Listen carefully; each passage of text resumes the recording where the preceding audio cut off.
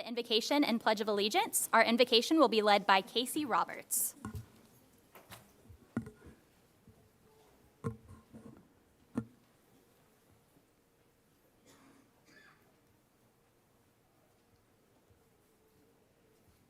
Bow our heads. Dear Lord, we come to you today and ask that you guide this meeting. May all individuals be led to do what is best interest of the task at hand, the education of our students. Lead all involved to make the best decisions in each and every area. Help us to work together for a positive outcome, making concessions as needed while keeping the integrity of the process intact. Let us each have ears to hear each other and understanding so we together can reach our goals. We ask this in the precious name of Jesus. Amen. Amen. Thank you. And I would like to call Kimberly Castaneda to lead us in our Pledge of Allegiance.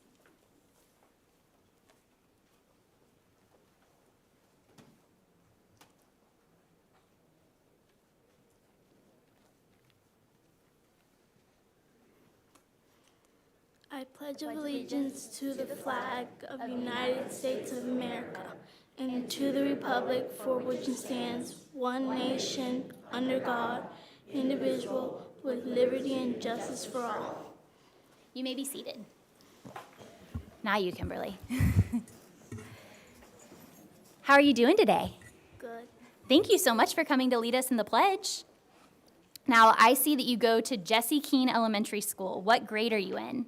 I'm in 5th grade. 5th grade. Man, what's your favorite subject in school? Reading and writing. Reading and writing. That's fun. What's your favorite book you've read?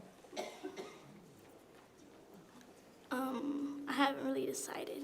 That's all right. Listen, the world is your oyster. There are so many to choose from, and I'm sure you'll read 10 more this year that are your new favorites. All right, let's see. I see here that you speak English and Spanish. Yes. That is extremely impressive. I wish I was bilingual. So do you have anybody with you here today? Yes. Can you introduce us to them? My mom, my little brother, my grandma, my dad, and my little sister. Very nice. Well, thank you for bringing her. And yes, absolutely. All right, and one last question. Do you know what you want to be when you grow up? I haven't really decided, but I'm still exploring with my wonderful teachers. That is awesome. Well, we are very thankful for you and for your wonderful teachers, and we hope you have a great 5th grade year. Thank you. All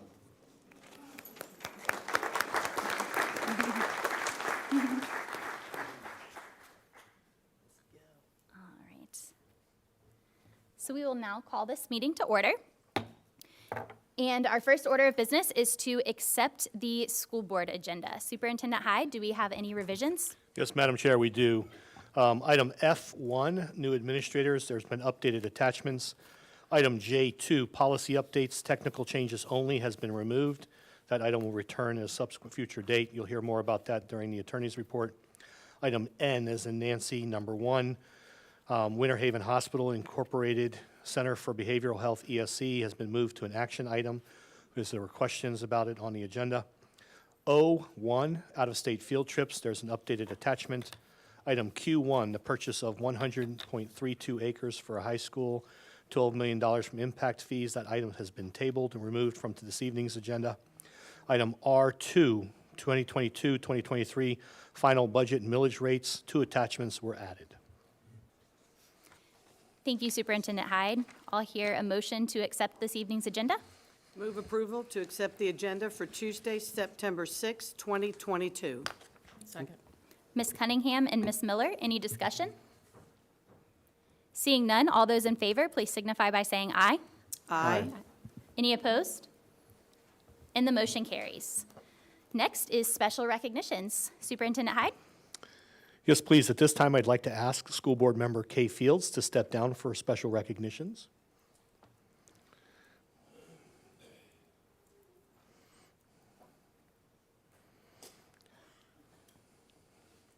At this time, I'd like to ask Nancy Puri, Senior Coordinator for Fine Arts, to come forward for the Kids Tag Arts recognition.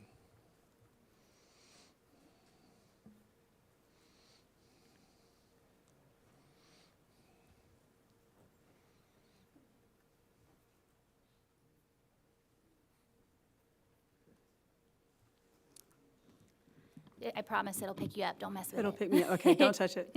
Good evening. It's great to be here with you tonight, and I have the honor of being here with our Polk County tax collector, Mr. Joe Tedder, the Honorable Joe Tedder, and we are celebrating today his longstanding we're in our 17th year of Kids Tag Art. And Kids Tag Art is a wonderful, wonderful program that infuses dollars into each visual arts classroom in elementary school. This year, I am told by Mr. Tedder that he's hoping that we will hit the $2 million mark statewide. This is a program that he began here and has been able to foster in other counties all over the state of Florida. Hopefully one day all of the counties will be doing it, but we're the ones that have Mr. Tedder, and we are here because he is ready to give us the statistics on this year's program. Thank you, Nancy. Good afternoon. Good afternoon. Well, great. First, I want to just thank the school board members for everything that you do. I know it has been a very tough year, as the past few years have been, and I appreciate your work. I appreciate your dedication to making sure all of our kids have the best opportunity to succeed in life. As Nancy said, this is the Kids Tag Art. This program's been in existence for 16 years, and it all started with when I would go and speak to the kids at the Great American Teach-In. And as you can imagine, trying to go speak to a bunch of fifth graders, and I'm the tax collector, trying to figure out what am I going to talk about that seems interesting at all for these young children. So what I would do is take my own little, the specialty tags that we had in the office. The Manatee tag, the University of Florida tag, the Florida State tag, all the different Heart Smart, all these different tags. And I would go through them with the fifth grade classroom, and we'd ask them, what do you think where does the money go to for this tag and that tag? And the neat thing is usually a couple of months later, I would get a thank you note from all these different children, and what they did is they designed their own little tag as a way of saying thank you for coming to our class and speak. And so in our office, we sat around a table one day and we said, whoa, I wonder if we could take this creativity of these children and the way they express their thanks and actually make it into a program that they could design their own tag art, and then we could sell that art, and the money would go right back to the arts classroom. And that's how the program started. And as Nancy has said, that year to date, we have raised over $500,000 just for Polk County. And the program became so popular that other tax collectors across the state started doing it, and we will pass $2 million after that. Now, I will tell you the only reason the program is successful is, one, is because of the great talent of the children. Two, the amazing art teachers that work very hard in teaching them how to do this. But three, the support of this school board. This program would have never taken off, would have never been able to start if the school board did not embrace it every single year. And so I thank the past history of this school board and this current school board for continuing to support. This year, over $46,000 raised in this particular year. Every school will get a base amount of $525. Those that sold tags will get that sales numbers on top of that. We already talked about that we had over 1.8 million, passing the 2 million this next year. And then, as you know, every year we recognize the district that most tags sold in the school board district. And last year, the winner of that was Sarah Beth Wyatt. District 4 was the winner, and we have taken that award from her earlier today so that we could give it to this year's winner. And this year's winner is Sarah Beth Wyatt. Again. Woo! So. Yeah. The shout out really goes to all of the parents in District 4 who have bought their kids tag art. So thank you. I appreciate it. Be remiss real quick, I know we're running behind, but I just wanted to mention our sponsors for this event. The community has come together as well. Our number one sponsor, our largest sponsor, is Southern Homes of Polk County, $25,000 a year. D-Print, Bartow Ford, Legoland Florida, Hall Communication, Lawrence Kids, Build to Pay, Mid-Florida Credit Union, Lamar Advertising, Polk Education Foundation, the Florida Heart Research Foundation, South State Bank, Polk Arts Alliance, Publix Charities, Unlimited DPI, and the Polk Museum of Art. So, a lot of people in this community that's making it happen. Also, this year was the first year we had the Superintendent of Schools Award. So he picked a tag, and a young child was able to get that award. At this time, I'd like to present the check, if I may. And why Margarita Alfaro from our office comes up, I just wanted to acknowledge the work she does in help coordinating this program on her off hours to make sure that happens. Brian Deal back here from our office that kind of keeps all the books for us. And then always, obviously, the school board, but Nancy Puri in particular, and Beth Cummings with your art area of education. They do an amazing job as well. So with that, I will do whatever y'all want me to do next.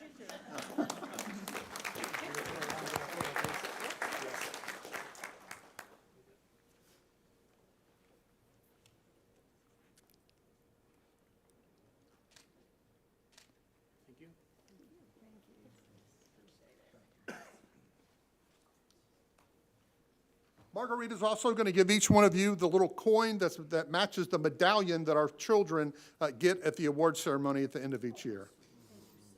Thank you all very much for your time. Thank you so much.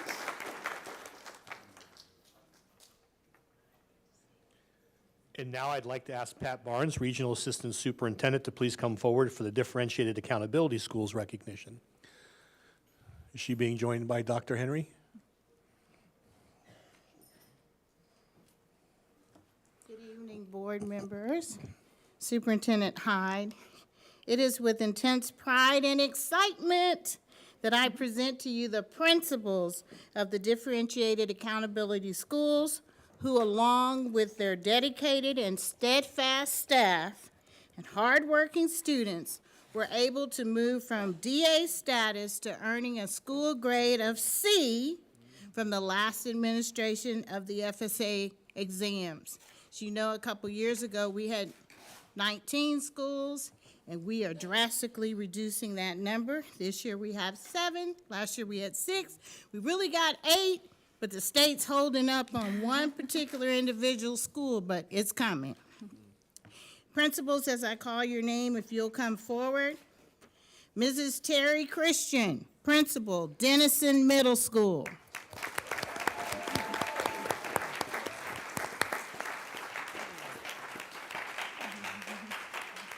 Miss Elizabeth Munoz, Principal, East Side Elementary School.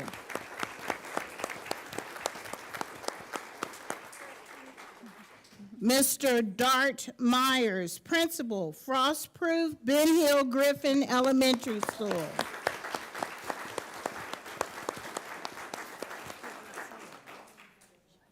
Mrs. Quavonda Birdsong Blackman, Principal, Fred Garner Elementary School.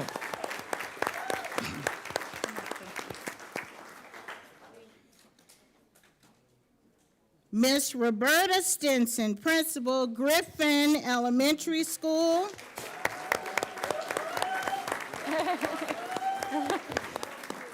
Along with Mrs. Channing Ferens, Principal, on assignment at Griffin Elementary School.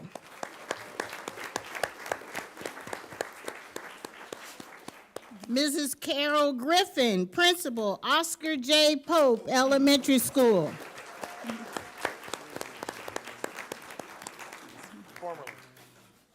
And last but certainly not the least, we just got this the last minute, so we're so proud of Mr. Jason Looney, Principal, Tenor Rock High School.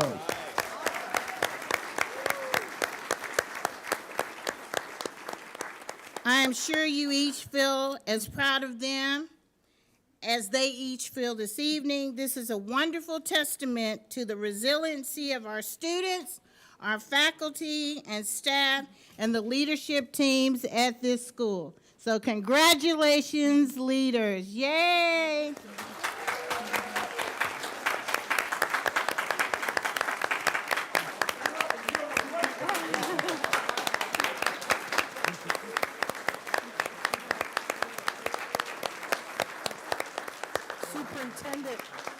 Superintendent Hyde should be in that photo. Come on, Superintendent. It's your leadership, please.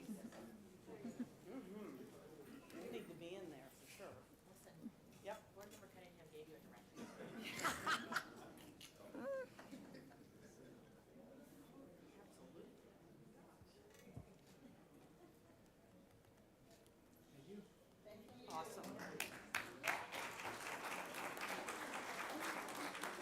appreciate the faith that he already had a plaque ordered. I appreciate the faith that he already had a plaque ordered.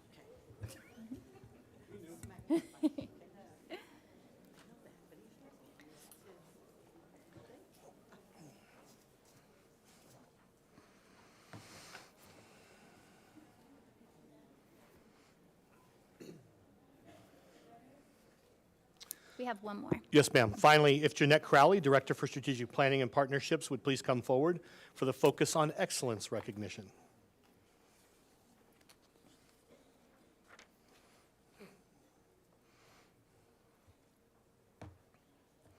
Thank you. It's so exciting to be here. I wanted to remind everybody that we are kicking off our Focus on Excellence campaign for the 2022 through 23 school year.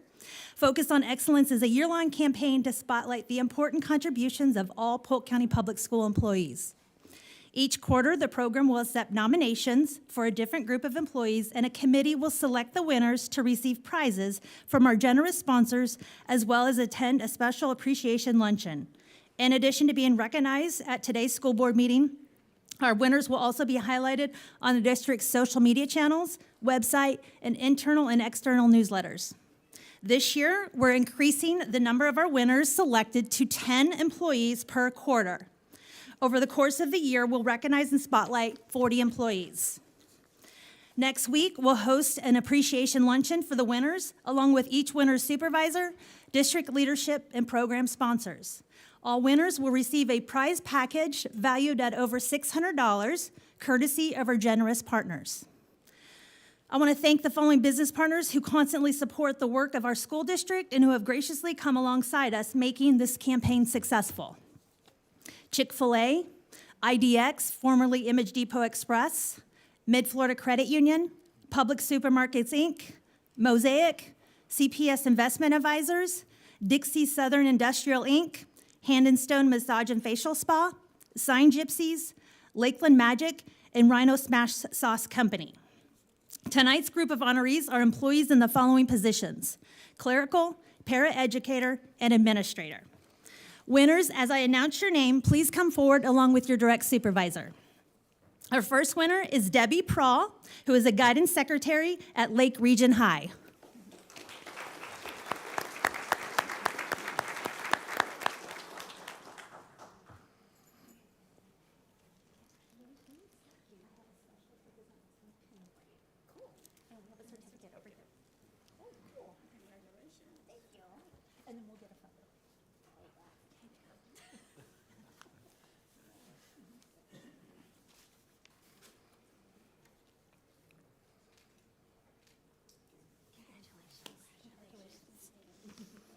Our next winner is Karen Parker, who is a principal secretary at Bartow Middle.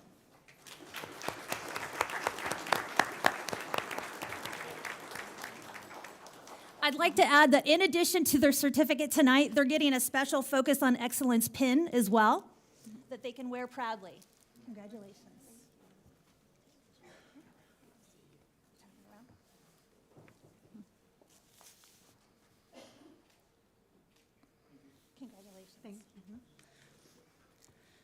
Our next winner is Johnny Rodriguez, Principal Secretary at Horizons Elementary.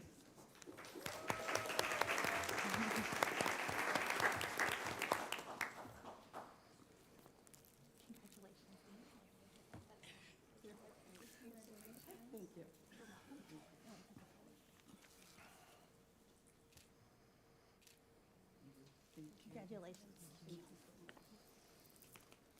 Next, we have Jen Jordan, who's a homeless technician for the Hearth Project.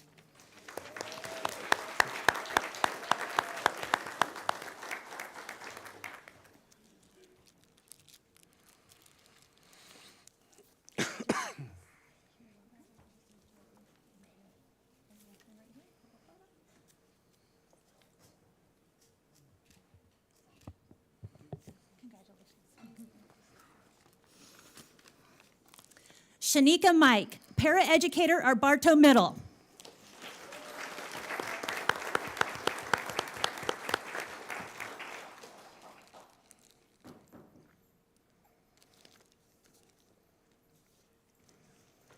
Congratulations.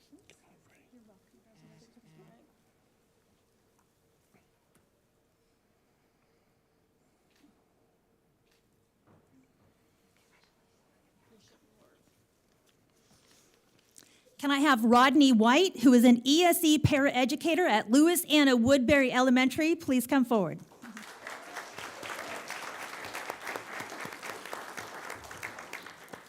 Congratulations.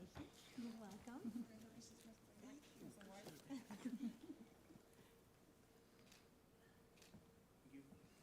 Congratulations. Can I have Latanja Key, Director of Teen Parent Programs and Child Care Services, please come forward?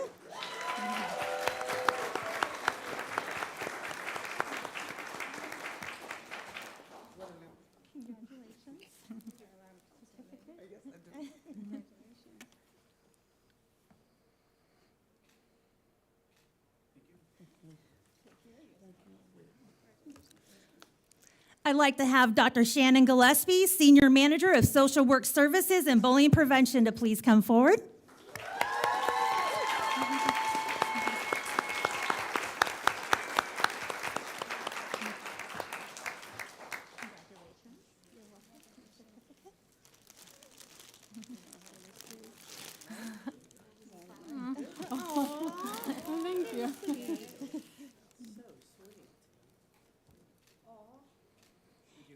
Does everyone want to get in front? Sure. Her whole team is here. Her whole team is here. That's so great. Yeah, awesome. Yeah, absolutely. Come on, for the picture. Y'all get in the Come on, picture. everybody get in the picture. Yeah. More the merrier. I'm just showing you all the love. How sweet is that? Y'all are wonderful.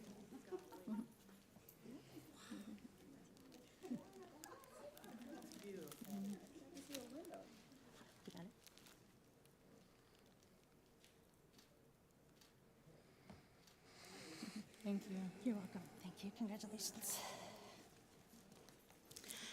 Alethea Tolles, Assistant Principal at Stevens Elementary.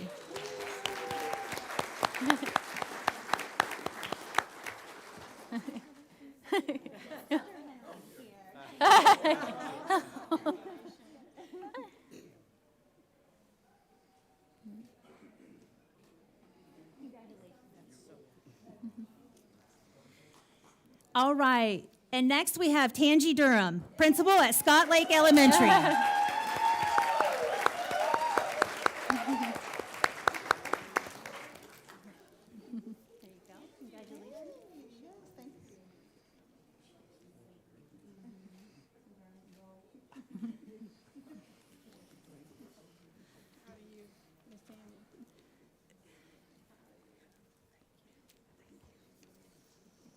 I'd like to say congratulations again to our 10 winners. We increased from last year for 5 winners per quarter to 10. So as the program goes, I hope to keep increasing more and more, and as more sponsors come on. So for those of you listening, you can find more information on our district website, which is polkschoolsfl.com/excellence. You'll find program information there and how you can get involved and become a sponsor. But I hope that each of our winners enjoy the spotlight that they deservingly receive and are going to be receiving in the future, because as we continue to put the spotlight on them and focus on all the contributions that they give to Polk County Public Schools, we will continue within the PR department to spotlight them on social media for our Focus Friday. So be looking for their photos, their stories, and a little bit more about our winners throughout the coming weeks. I do want to say thank you to all those that submitted nominations, because nominations come in from our employees. So the only way the program works is to submit a nomination on behalf of an employee within that group that we're honoring this month or through the quarter. So thank you to the employees who submit nominees. Thank you to the selection committee, and congratulations to all the winners. Thank you, school board.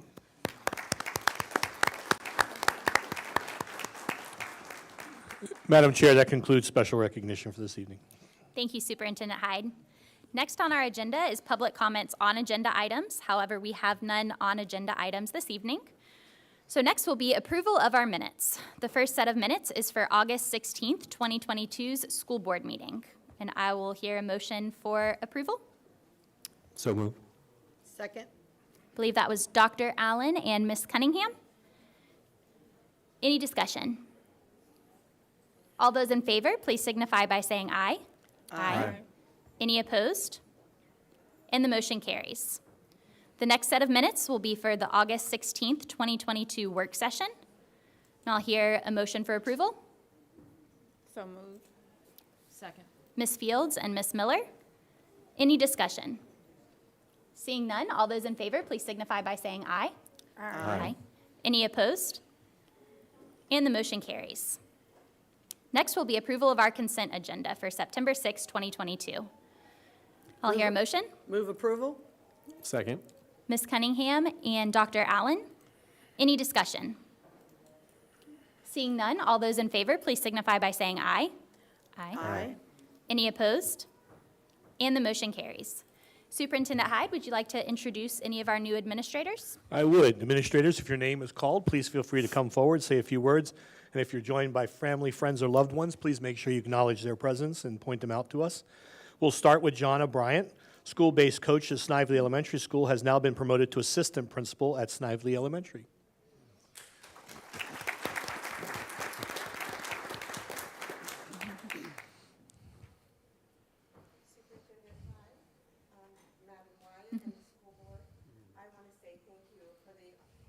The honor and opportunity to serve as assistant principal at Snively Elementary.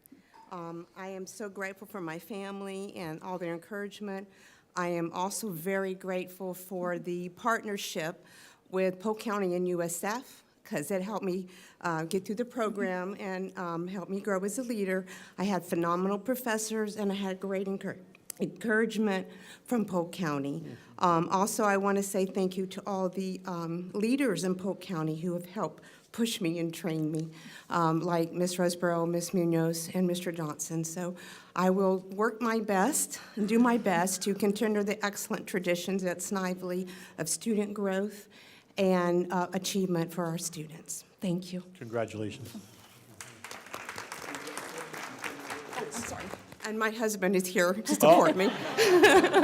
Forgot him. Can you stand so we can? There you go. Congratulations, sir.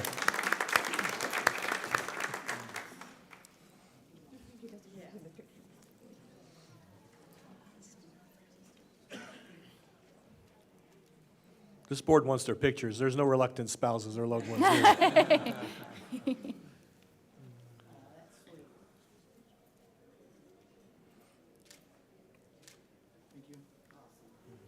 Very nice. Next is Mr. Marcus Franklin, counselor from Ridge Technical College, has been promoted to assistant director of Ridge Technical College.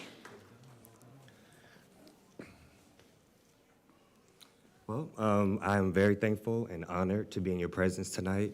Thank you, Superintendent Hyde, all the school board members here, and Deputy Green to my left. I didn't know this was going to be a semi-popularity contest, otherwise I would have brought all of my family and friends here with me.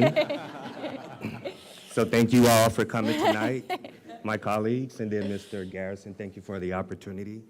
He is the director of Ridge Technical College. Thank you all. Congratulations. Take care. Garrison. You can't get out of it that easy.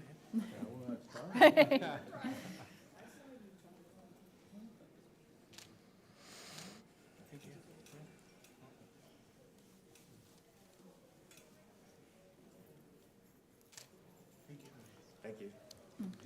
Next is Ms. Lauren Hinton, Director of Finance and Accounting for Florida Department of Health. She's a new hire to Director of Finance and Accounting.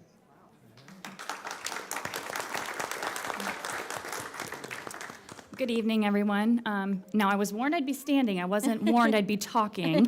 It has been a pleasure going through the hiring process for the school board as a resident, a parent of children in the school system, a spouse of a Polk County School Board graduate. I'm honored for this opportunity, and I'm looking forward to supporting the district and the accounting services. So with me tonight, I have my husband, Matt, and thank you for this opportunity. Where's Matt?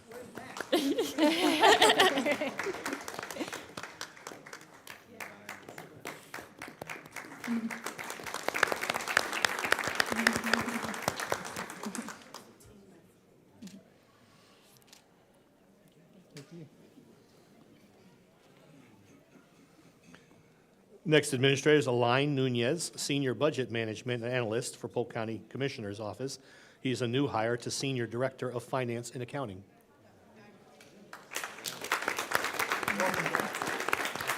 Good evening, board members. I'm humbled at the opportunity and excited at the prospect of coming back to work for Polk County Public Schools. And just thankful to Superintendent Hyde and Ms. Jenkins for giving me this opportunity to continue to come back and serve the students again. And with me is my beautiful wife, Heather, who's my biggest supporter and encourager. There you go.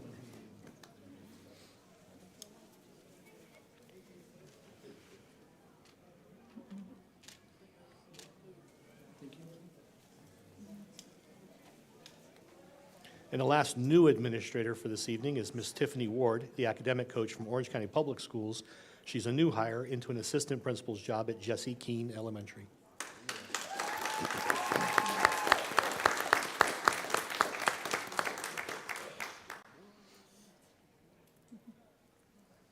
Good evening, everyone. I want to thank you for the opportunity for Polk County Schools, to work for Polk County Schools. I'm so excited to begin working at Jesse Keene Elementary, and I'm looking forward to meeting all of the new faculty, staff, students, and their families. I would like to thank all of the board members here this evening, and I would also like to give a special thank you to you, Superintendent Hyde. And I'm not sure if you're aware, but we both share a common past of having worked at Liberty Middle School, so maybe we can talk about that sometime. And thank you to Ms. Barnes, the Regional Assistant Superintendent for School Improvement, and to Principal Dr. Detling for putting their trust into me. And finally, I want to thank my wonderful family for their support. I have with me today my husband, Mr. Joe Ward, who's stood by me for the past 27 years, and my 14-year-old daughter, Summer Ward. Very nice. Come on up and take a picture, please. Thank you. When were you at Liberty? When was I at Liberty? Yeah. About 4 years ago. Oh, we need to talk. If you know any good stories, we'll take them, right? She's probably heard a lot of rumors. I don't know if she has stories.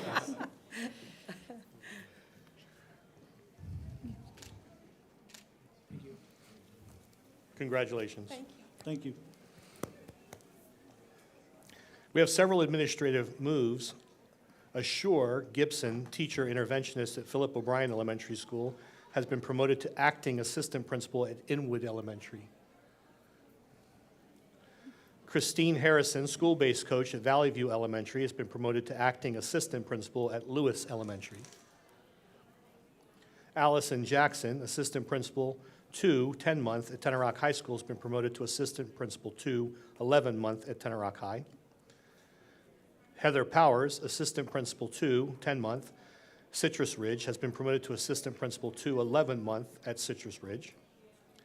Diane Taylor, senior director for ESE, is transferred to senior director for school improvement. Julie Thomas, assistant principal at Lewis Elementary, is transferred to assistant principal at Elbert Elementary. And that concludes administrative changes.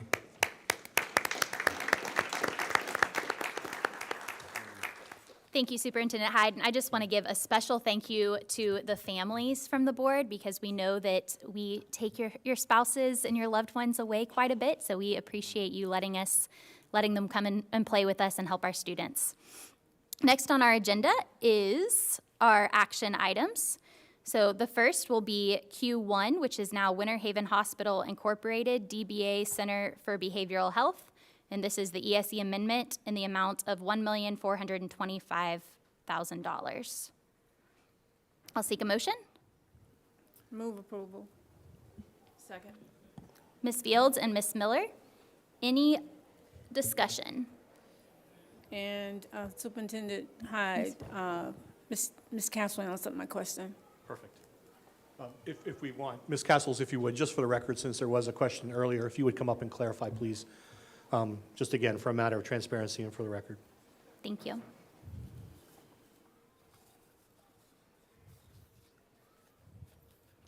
And my question was, there was a difference in the scope of service from last year to this year. So that's what you're clarifying. Yes, so in 2019, the direct service was face-to-face sessions, and the indirect service was inclusive paperwork, phone calls, IEP meetings. And when further clarification was asked and needed to be addressed on the actual contract, because when there was a data review that was done, the direct services was individual, group, and parent and family counseling was a little more clear. And then indirect would be electronic documentation, up to 1 hour per student per month, and then IEP meetings. It appeared that some of the indirect service was a little more than the direct service as we had originally wanted. So that was the change. And this contract resulted in a savings of approximately $200,000, correct? Yes, sir. It's now 1.425. Thank you. And more direct services to the students. Correct me. Yes, ma'am. Okay, thank you. You're welcome. Thank you very much. Thank you, Ms. Fields. You're welcome. Any other discussion on this item? Seeing none, all those in favor, please signify by saying aye. Aye. Any opposed? And the motion carries. Next on our action agenda is the efficiency audit, and I will seek a motion to move forward with our efficiency audit. Move approval for the efficiency audit as proposed. Second. Ms. Cunningham and Dr. Allen, any discussion? Ms. Miller? Thank you, Madam Chair. I just have a comment. This is something that, was a big agenda item for me from the very beginning of joining the board, and I think this is only going to help us financially. So I want to say thank you to the superintendent and all the staff that were able to put this proposal together to have this done. And I'm hoping that we will finally see some of the areas that we've all had concerns with, but needed it all together in one document. So this is an exciting time for the district. Thank you very much. Thank you, Ms. Miller. Any other, Ms. Fields? Superintendent Hyde, can we make sure that the financial analysis, budget impact statement is attached to that, please? Yes, ma'am. I've requested a final document from them that would indicate $250,000, but again, through private donations, that will be $225,000. None of the funding will come from the general budget, as I shared. Thank you. Thank you. Madam Chair. Dr. Allen? Great. I just want to follow up with what Ms. Miller had said. This is something that we have definitely been pushing hard on, and Superintendent Hyde, thanks for your due diligence. I had requested that one file. I don't know if you had a chance to look at it. Thanks for pushing that our way. The value that I saw in that is that it's going to allow us to see the findings and then the monetary, the quantitative element attached to that solution. And that document was very clear, and I really appreciate the work that you did on that. And this will be a great thing moving forward as we demonstrate to our taxpayers that we are looking for efficiency in our practices. So thank you. You're welcome. Thank you, Dr. Allen. Any further comments? Seeing none, all those in favor, please signify by saying aye. Aye. Any opposed? And the motion carries. Next is Q3, approval of warranty deed for sidewalk right-of-way dedication to the city of Lakeland in conjunction with the modernization of Southwest Middle School. And I'll hear a motion. Move approval. Second. Ms. Fields and Ms. Miller, any discussion? Seeing none, all those in favor, please signify by saying aye. Aye. Any opposed? And the motion carries. And last item on our action agenda is Q4, the 2021-2022 annual financial report, and I will seek a motion to approve. Move approval. Second. Ms. Cunningham and Ms. Miller, any discussion? Madam Chair, if I may interject here for a moment, there was a question as to why only the index pages were attached, and part of that is the final submission is not due until the 12th, and the team will finalize that and submit that document subsequent to that submission to the state. Thank you, Superintendent Hyde. All those in favor, please signify by saying aye. Aye. Any opposed? And the motion carries. Right, next we will open the public hearing. And we do not have any speakers signed up for the public hearing. So the first item is R1, the 2022-2023 Student Progression Plan. And I will seek a motion for approval. So move. Second. Dr. Allen and Ms. Cunningham, any discussion? All those in favor, please signify by saying aye. Aye. Aye. Any opposed? And the motion carries. All right, and next is our budget. And if I could ask either Ms. Jenkins or Mr. Pitts to come up and give us a little bit of a rundown before we do all of our motions.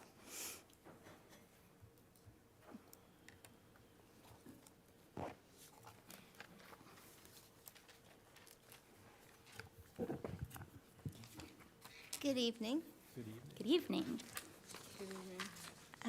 I would like to start by telling everyone that this year's total budget will be almost $2.4 billion. That's $1.2 billion in the general fund. We have about 89 million in special revenue for food service. We have 124 million in special revenue for other, 282.9 million in ESSER, 3 million in miscellaneous special revenue, about 65 million in debt service, 446 million in capital outlay, 155 million in internal service funds, which are our health insurance, workers' compensation, and liability, and then 19 million in internal funds. So this year, the proposed millage rates are as follows. These rates reflect an increase in the total rollback rate of 11.26%. The required local effort is 3.271 mils, which is it's 0.3 less than it was last year at 3.581. The discretionary operating remains the same at 0.748 mils. Local capital improvement remains the same at 1.5 mils for a total of 5.519 mils. What that means to us in monetary terms, from our required local effort, we can expect to receive a little over 187 million. For discretionary operating, it's a little around 43 million. And for our local capital improvement, 86.1 million. Thank you, Ms. Jenkins. Yes, ma'am. All right, we have several items to come before us. The first is the proposed millage rates as follows. So I'll seek a motion for the proposed millage rates, including the reasons for any changes. These rates reflect an increase in the total rollback rate of 11.26%. Let me get to the right page. Madam Chair, I make a motion to approve the required local effort, including prior period funding adjustments of 3.271 mils. Do I have a second? Second. Ms. Cunningham and Dr. Allen, any discussion? Ms. Fields? I think it's the same discussion that we have every year of having the millage rate rolled back. It would be nice if we could just stay where it is. And in the efforts of us trying to have more monies to go into the classroom and other places. So I know that we've been lobbying for that for years, and I don't know how we get past it, but I think every year it needs to at least be mentioned. It remains one of our legislative priorities. Absolutely. And just for the public, that's required by the state. Correct. Right. Any other discussion? Seeing none, all those in favor, please signify by saying aye. Aye. Any opposed? And the motion carries. Next will be a motion to adopt the discretionary operating millage of 0.7480 mils. So moved. Second. Ms. Fields and Ms. Miller, any discussion? Seeing none, all those in favor, please signify by saying aye. Aye. Any opposed? And the motion carries. Next is the motion to adopt the local capital improvement capital outlay millage of 1.5 mils. I'll hear a motion. Move approval to adopt the local capital improvement capital outlay millage of 1.5 mils. Second. Ms. Cunningham and Ms. Fields, any discussion? Seeing none, all those in favor, please signify by saying aye. Aye. Any opposed? And the motion carries. Number 4 is a motion to approve Resolution 2022/2023-03, determining revenues and millage levied. So moved. Second. Ms. Cunningham and Ms. Fields, any discussion? Seeing none, all those in favor, please say aye. Aye. Any opposed? And the motion carries. Number 5 is motion to approve Resolution 2022/2023-04, adopting the 2022-2023 final budget and millage rates. Move approval? Second. Ms. Cunningham and Dr. Allen, any discussion? Seeing none, all those in favor, please signify by saying aye. Aye. Any opposed? And the motion carries. And last is a motion to adopt Resolution 2022-2023-05, approving categorical allocation flexibility for fiscal year 2022-2023. So move. Second. Dr. Allen and Ms. Miller, any discussion?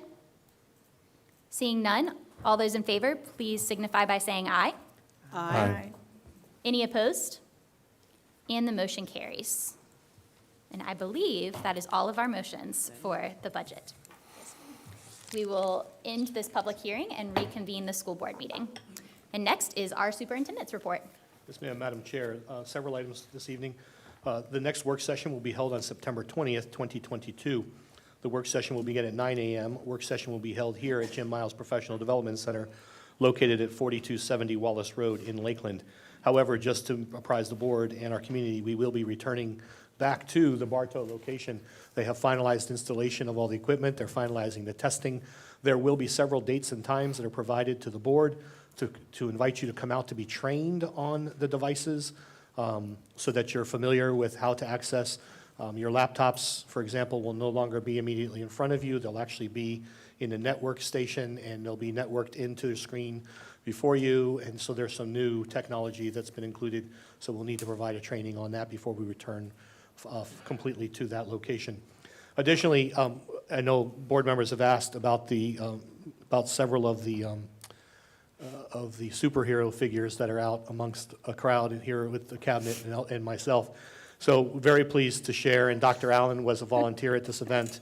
But 2 weeks ago, we held the Junior Achievement Bowling Competition, and I know that Mr. Looney has left. I was pleased that we beat his team at Tenor Rock High School.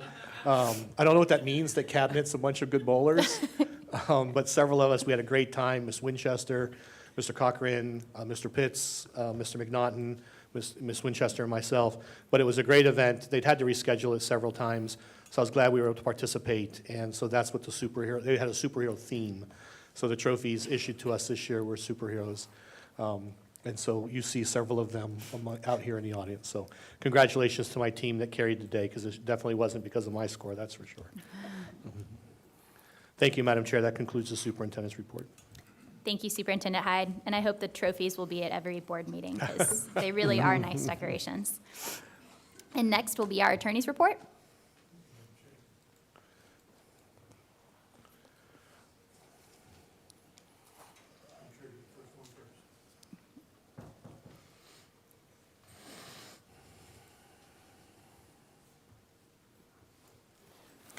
Item 1 is to request authority to advertise a public hearing for the reproductive health curriculum as required by Florida law. This will be held at the October 25th, 2022 regularly scheduled school board meeting.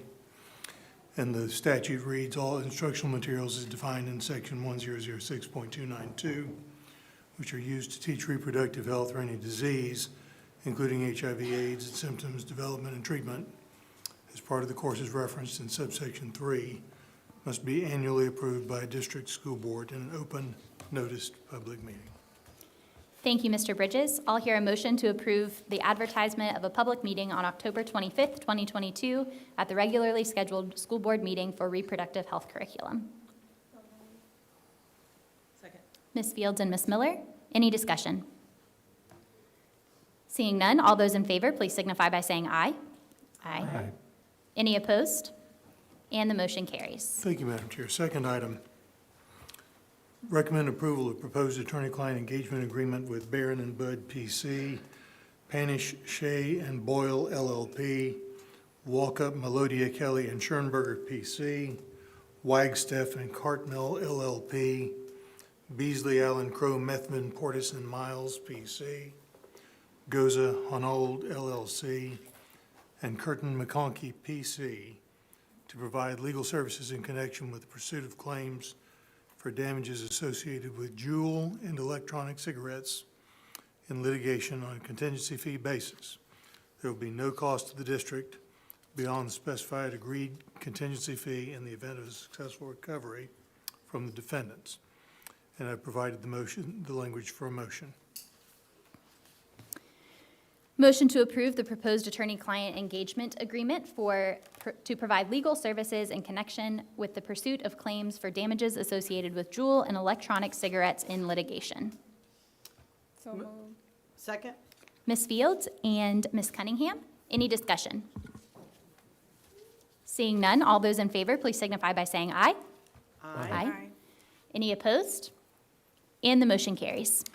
And Madam Chair, the third item was not on the agenda, but at the work session, there was discussion today, and the policy changes that were originally scheduled for approval tonight were pulled from the agenda.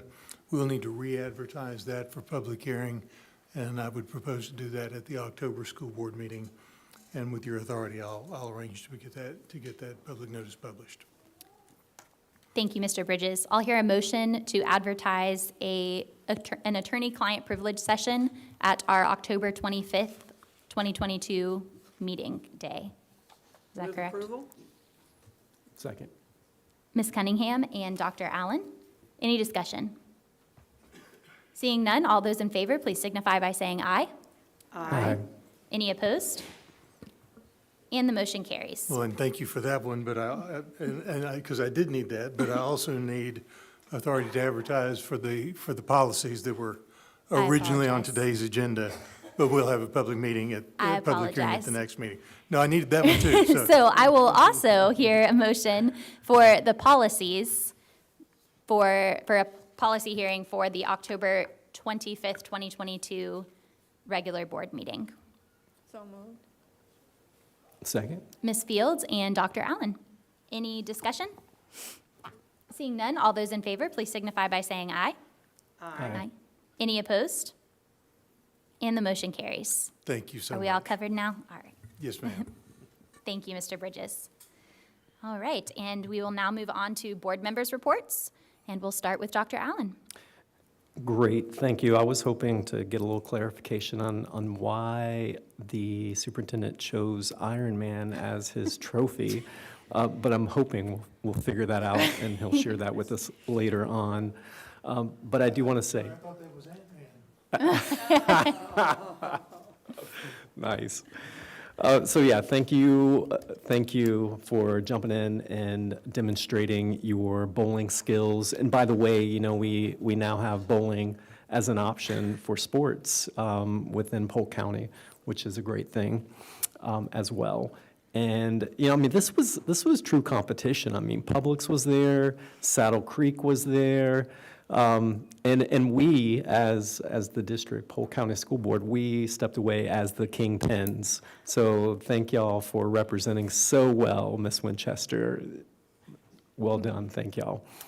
I had a chance to visit out of county just recently, within the last 2 weeks, to Manatee Technical College. And if you don't know much about my background, yes, I do have a doctor in front of my name, but I do value my upbringing and where I came from. I spent a couple years as a sheet metal mechanic. My grandpa was a diesel mechanic. My uncles were, you know, journeyman welders. And it was great to step into that facility and say, wow, this is impressive. And I think technical education should be an option. We should consider that within our household economy and within discussions with our family and our kids and so forth. And to me, that is the predominant, that's the leader within the state. And just wanted to walk around, just get a sense for what they're doing and hear from their administrators. And yes, they're doing great things, and I think we can take some of those best practices and bring them and implement them in our district. But what I did step away from that as well, hearing from an administrator there that had shared that they sent their child to our A&P program at Central Florida Aeronautical Academy. And I'm like, whoa, okay. I went over to look to see what they were doing. But then I realized they were actually utilizing something that we do with excellence as well. And what he said to me was that Polk County's A&P program within our aeronautical school is one of the only public options in Central Florida. We do have private options, but the cost to attend those schools comparative to the cost to attend the Travis A&P program was dramatically different. That says something about what we're doing within our technical programs here. So I just wanted to commend the work that we're doing within our technical education to prepare the next generation of aerospace as we look towards the future. And then to ditto on that, I was over at the College and Career Fair that we sponsored over at Florida Southern College. And, I picked up this one from GMF Steel, and they have an amazing apprenticeship program. They just had a ribbon cutting recently, and they're based in Lakeland. And you can earn up to $27 per hour, and then you go through their apprenticeship program at no cost as far as the tuition. So basically, you work 4 days a week, and then you go through their education program on Fridays. So to see some of those opportunities for our students, and I'm looking forward to actually bridging some partnerships like that moving ahead, but also just to see the long lines of students engaging and finding interest in different college options and so forth. And then the last thing I just wanted to note was I had a chance to visit Harrison. If you haven't been over there, they do have an exhibit for our AP student art. And again, I do think there's an opportunity for our students to engage with our AP coursework and dual enrollment coursework, and those are opportunities to reduce the cost of tuition for college. But first of all, just to recognize the talent of our students by going through that exhibit and seeing the amazing artwork that our students are taking part in. But to recognize too that these students have earned college credit before they graduate high school. So I just wanted to commend that as well in regards to the student work and what they're doing from a success standpoint. And then also wanted to say happy birthday to my youngest daughter. She's waiting on me to get home to celebrate with her tonight. So look forward to seeing her. Thank you, Madam Chair. Thank you, Dr. Allen. And Ms. Cunningham? Yes, thank you, Madam Chair.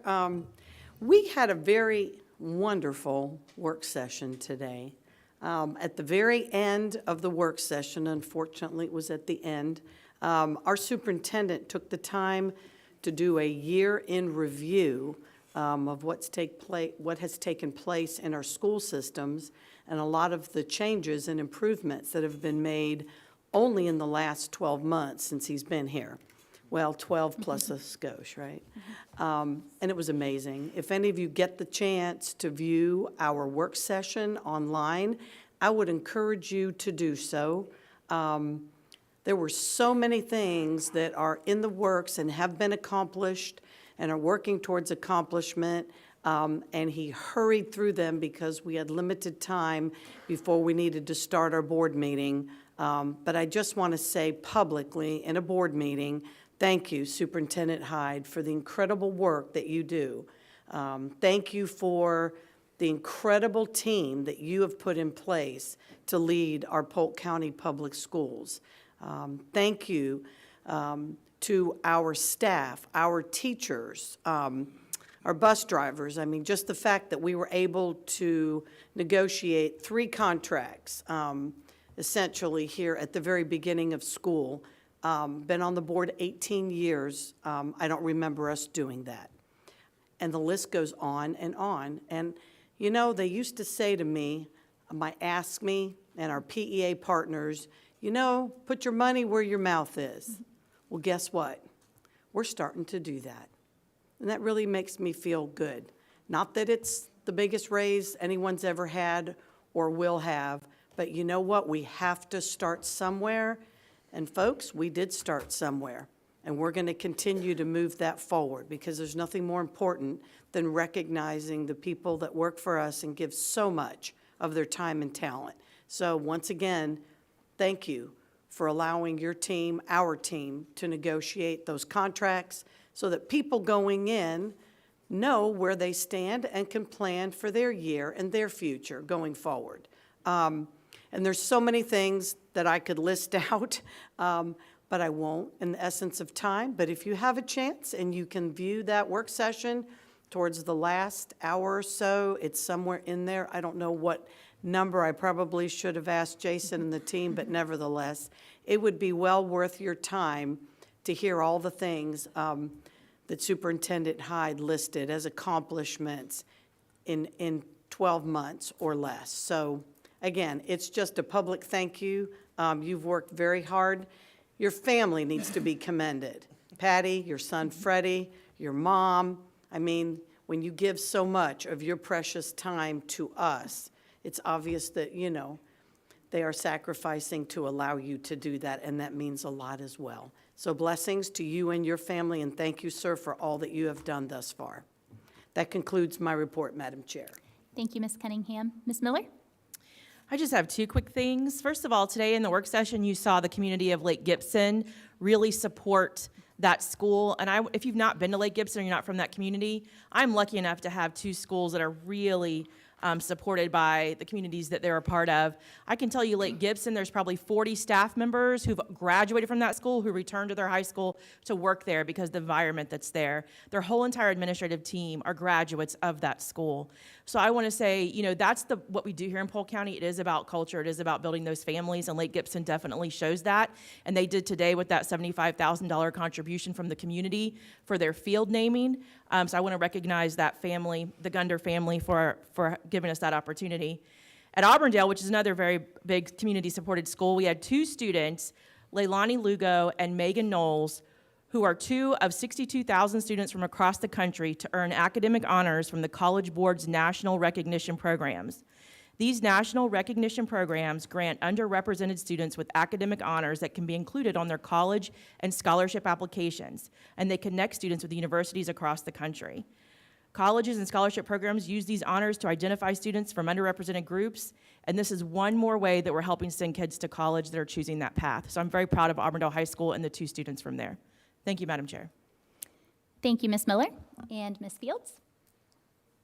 Thank you. I have a couple of things. I wanted to go back to special recognition and to commend the leadership of the 6 schools that were recognized earlier for turning the situation around to making a C. And I want to commend the staff and the students and the families, because it takes a team effort for something like this to have occurred. I'm sure there was a lot of sleepless nights, a lot of stress. I know that to be the case, and I want them to know that it has not gone unnoticed, and we're very, very proud of what they've been able to accomplish. No longer needing to be under the state watch, still needing that support, but not needing it like they've needed it before. And that would be Denison Middle, Principal Terry Kristen, Eastside Elementary, Elizabeth Munoz, Fred Garner Elementary, Cabanda Blackman, Frostproof, Ben Hill Griffin, Jonathan Dart Myers, Griffin Elementary, Roberta, I call her Miss BJ Stinson, and Oscar J. Pope Elementary, Carol Griffin. So again, I want to commend each and every one of them.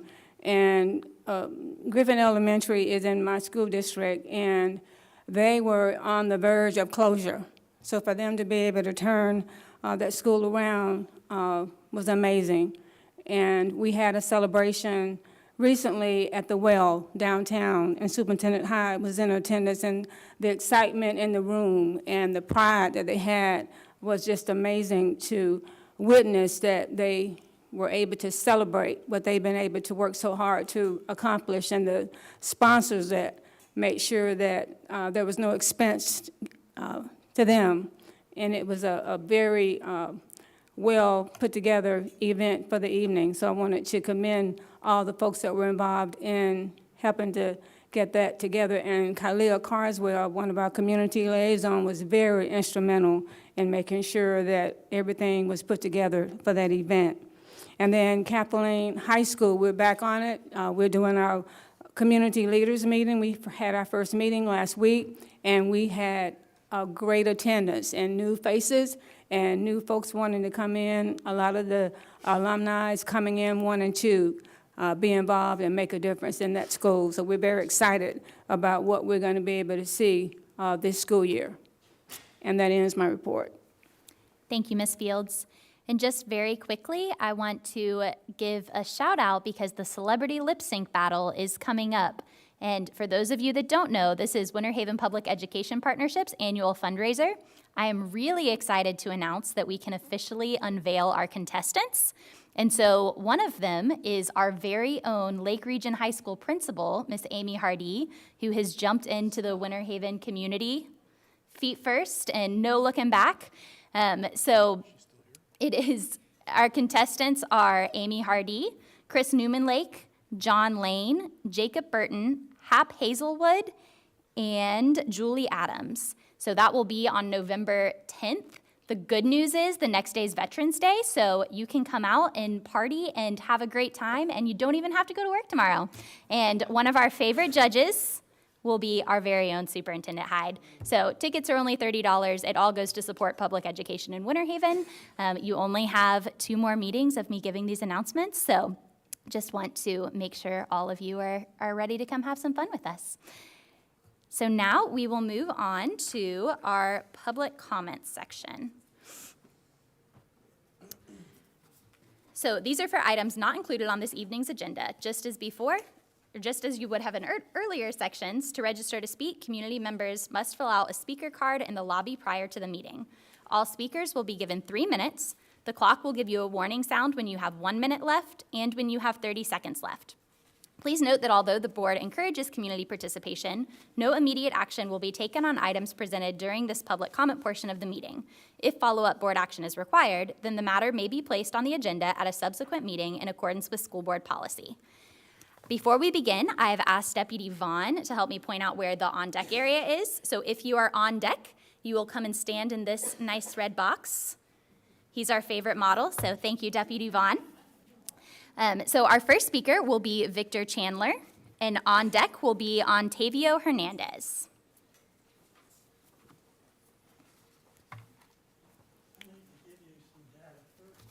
Can you pass those to Miss Yvette? And she'll pass them out.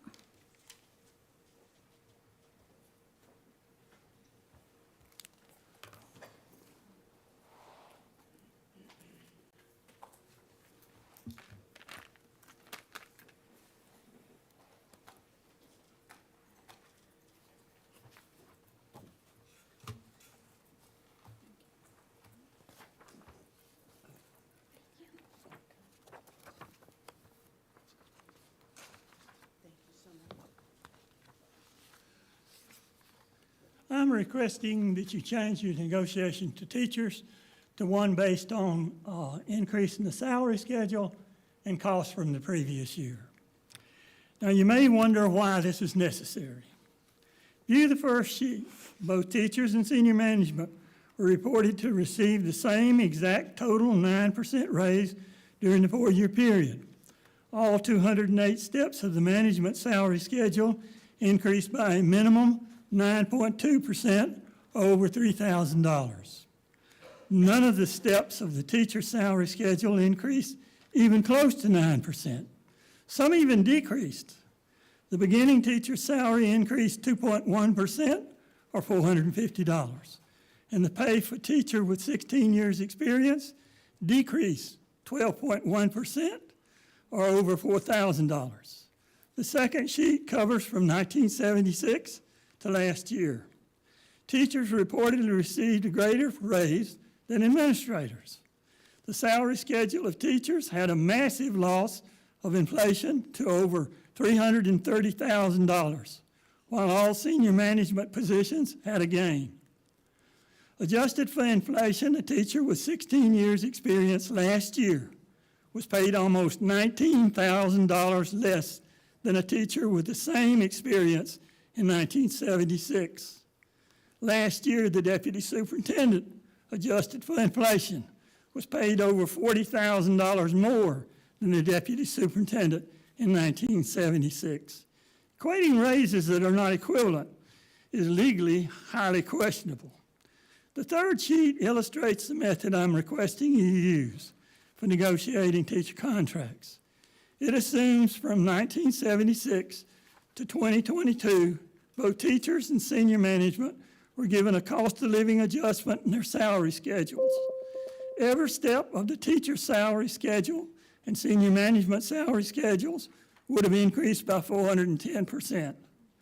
The beginning salary, the maximum salary of teachers, as well as the pay for all administration positions would have increased 410%. No group of employees would have gained a financial advantage. If you had just given teachers a cost of living adjustment in their salary schedule from 1976, you would now be able to hire teachers with ease and be able to retain those teachers. This is far less than the amount that you did for superintendent, for senior management, even for board members. This change needs to be made so that we don't get in a worse situation than we're in now. View that material. It should be obvious to you. Thank you, Mr. Chandler. Next is Octavio Hernandez, and on deck is Christy McCullough. Good evening. My name is Octavio Hernandez. I hope you all enjoyed your Labor Day weekend. You can thank 150 years of union labor union strong. I'm a teacher at Davenport High School. I'm a parent of Polk County student, two Polk County students, 18-year resident of Polk County. As a proud union member, though, we don't like to complain without bringing forth some solutions. So I'm not just going to come here to complain. I want to say some things and try to help it out. So I've heard statements here before about teaching classes that prepare our students for vocational careers, and I agree. However, these jobs we're discussing are jobs from the 50s, such as woodshop class. Now, that doesn't prepare our kids for the future. Most of us learn how to change the oil from our car from our local mechanic or our parents. But how many of you guys know how to change the oil in a Tesla? That's right, that has no oil, right? That's the future, guys. And we're not preparing our kids for the future to take care of these cars and have these jobs. I know some of us want our kids to be closer to Jesus, but they don't have to be carpenters also. We need to start offering coding as an elective, as an early class, especially since we're going more into usage of computers in the classroom. The city of Lake Nona is getting millions of dollars of fund because they're becoming Florida's tech hub. We need to help our future citizens in Polk get those high-paying jobs. We need our students to have coding all the way from 3rd grade and up. We need to start having these classes so they can get better prepared for the future. We're not preparing them for the future. We're preparing them for the past.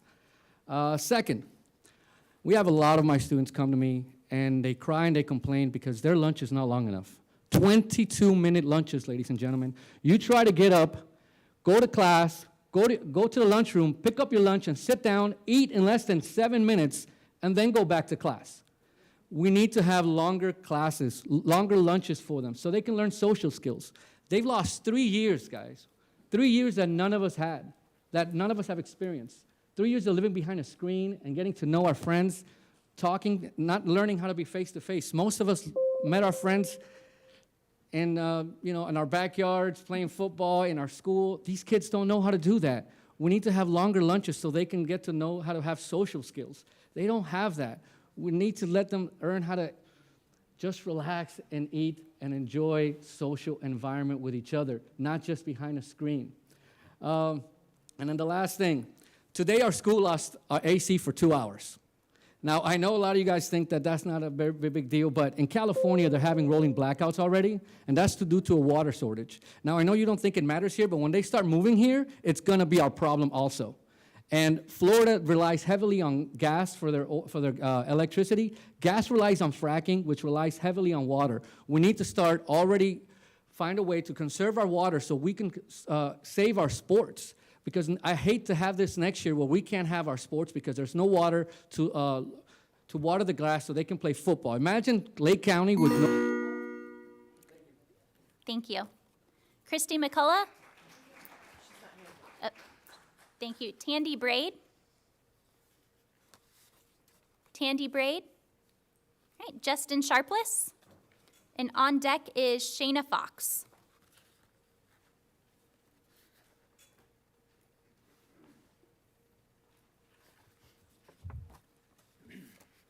Hello, I'm Justin Sharpless, and I've got a prepared, I'm from Lake Wales, and I've got a prepared statement I would like to make.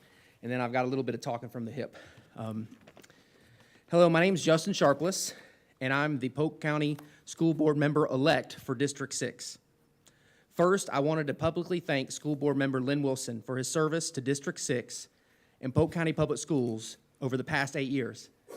I'm hoping Lynn watches this because I really hope he does. Anyhow, I hope to continue working with Lynn throughout my tenure as a school board member representing the same district. Next, I would also like to thank School Board Member Sarah Fortney for her service to our district and her passion for our employees. Again, I hope Sarah watches this as well. Please know I'm a phone call or email away and look forward to your continued advocacy for Polk County Public Schools. Finally, I want to bring to the attention of the board an event that's happening next month. I plan on emailing you all within this next week to let you know the details of the event, as I'm going to be serving as the announcer. The inaugural Holly Brewer Adaptive Rodeo will take place on Saturday, October 8th, starting at 10 o'clock a.m. at 5713 Lucerne Park Road in Winter Haven. This event has been organized by two mothers who wanted their exceptional needs children to have the same opportunities as their other children. Events that will be happening are barrel racing, goat tying, cow roping, whip popping, cow showmanship, and mechanical bull riding. No physical limitations are excluded from this event. And participation in the event is only for children 18 years old and under. The organizers have been blessed by an outpouring of support from individuals who are wanting to learn more about their children. There is a huge need for this kind of event in Polk County, and the mothers had no idea how big this need was. The goal of the event is to create a 501(c) organization and give out scholarships to families as the children graduate. These scholarships would not only be for education, but also for respite care for the caregivers to have a break. So from the bottom of my heart, I invite each one of you to the inaugural Holly Brewer Adaptive Rodeo for these kids. And I also look forward to working with you all after being sworn in November. Thank you very much. Thank you, Justin. Right, and Shayna Fox, and on deck is Cassandra Gibson. Hi, I'm Shauna Fox, and I am here for a few reasons. I'm here with my daughter, Bella, and I haven't been able to be at school board meetings with my daughter, Bella, for a while because of the hatred that is spewed into this microphone regularly for the last few years toward you and each and every one of you, and students and families and humans in general. So I'm glad that we're here together, and I just wanted to come and say thank you. Thank you for serving as a sieve and filtering out that negativity that's been spewed at you over the last few years and making sure it doesn't trickle down to our students. Thank you for those of you who work within the community and who are advocates for serving as a shelter for students in positive endeavors in the world. And thank you for serving as a shield, because there have been bullets of bigotry aimed at our kids and our families, and I just wanted to say thank you because you have been at the receiving end of those words, and those words are the reason I haven't been able to bring my daughter here. So, unfortunately, I had to deliver the news a couple of weeks ago to her that hate had won the night in an election that we cared very deeply about.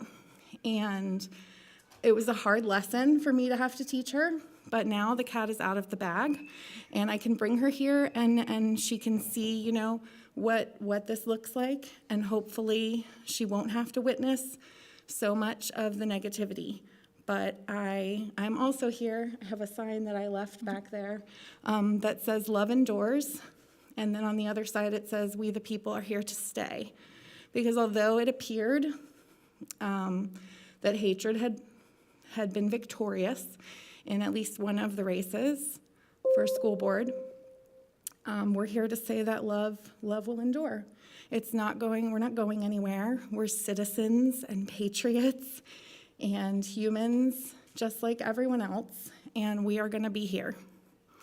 to face that along with you and to stand for our mantra, which is that kindness is everything. So thank you. And hard lessons are part of life, right? I haven't always stood here with a smile on my face in front of the school board. I haven't always said thank you. I was a teacher for 20 years, so we weren't always on the same side of issues.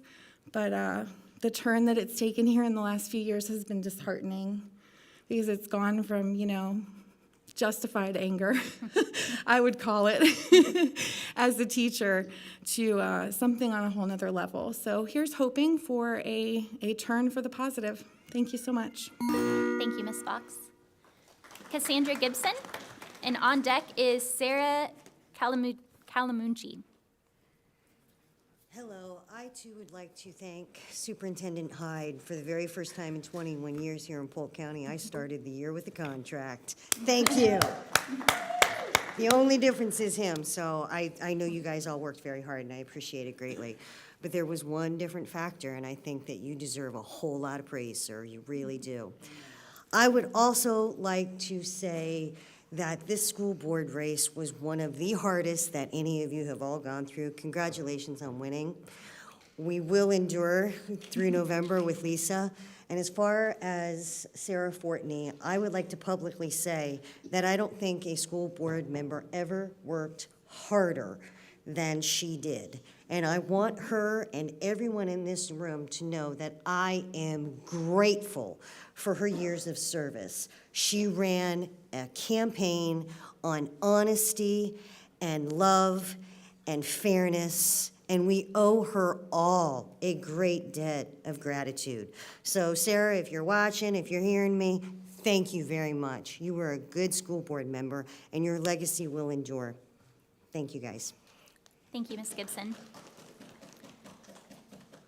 Sarah Calamunchi, and on deck is Robert Goodman. Good evening. I am going to be reading a letter that I received today from Sheriff Grady Judd. I know that the rest of you received this letter as well, but I wanted to read it here tonight for those in the community that did not receive it. Dear Sarah, recently packs of complaints were forwarded to my office with petitions requesting we investigate the Polk County School Board for making obscene materials available to students. I and State Attorney Haas have reviewed your request.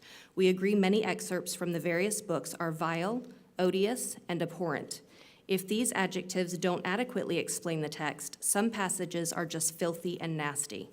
I cannot, in my wildest imagination, understand why the school board members would want an environment where the government provides, at taxpayer expense, such material to students, really just children whose brains have not fully developed. However, it is painfully obvious that despite the horribleness of the text, which I believe at a bare minimum grooms children and desensitizes the young mind while exposing them to deviant conduct, the materials presented don't rise to the level of investigation and prosecution under the obscenity laws of the state of Florida. Simply put, everything that is pornographic and/or perverted is not criminally illegal under the very technical Florida obscenity law. As you well know, I led the charge to eliminate obscene businesses from Polk County. There are none here. The state's attorney office, with Assistant State Attorney Copley, who is a nationally recognized expert on obscenity laws and has prosecuted hundreds of people we arrested for obscenity law violations, was also asked to evaluate the materials provided.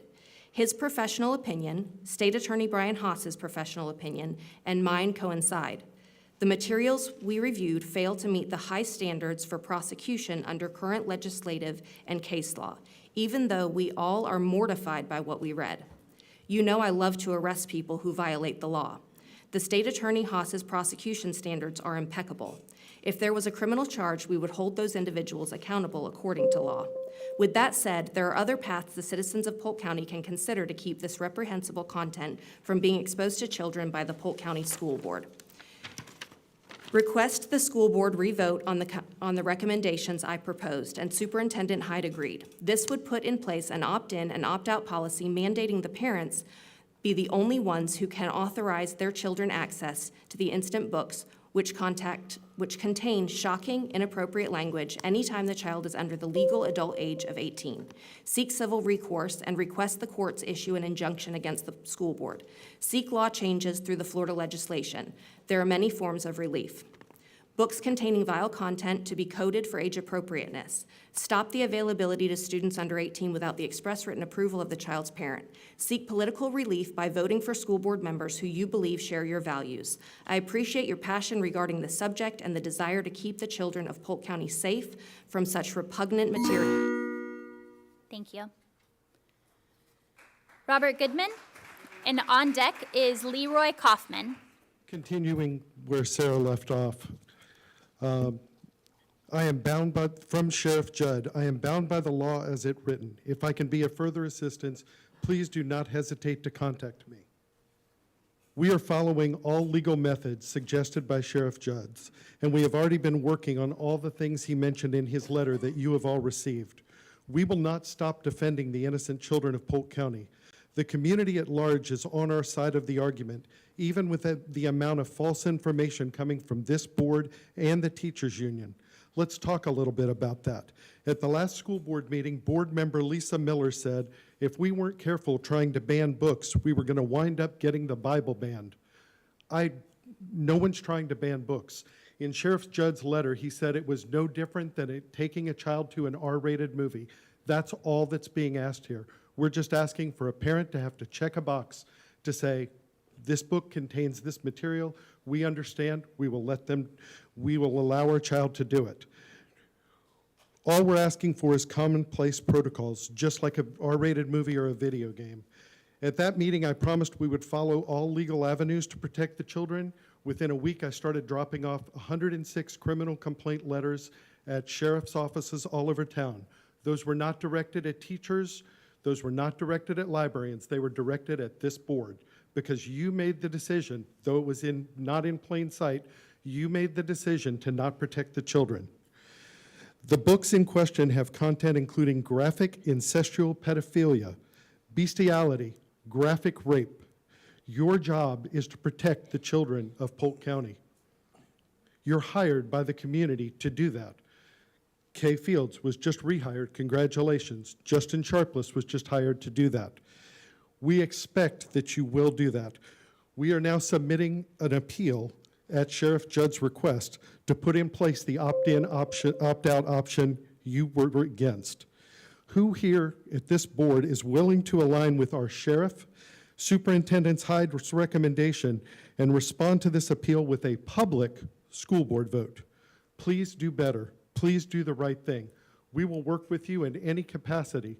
I agree with Lisa Miller that we need a rating system on books. There's one for music, there's one for video games, there's one for movies.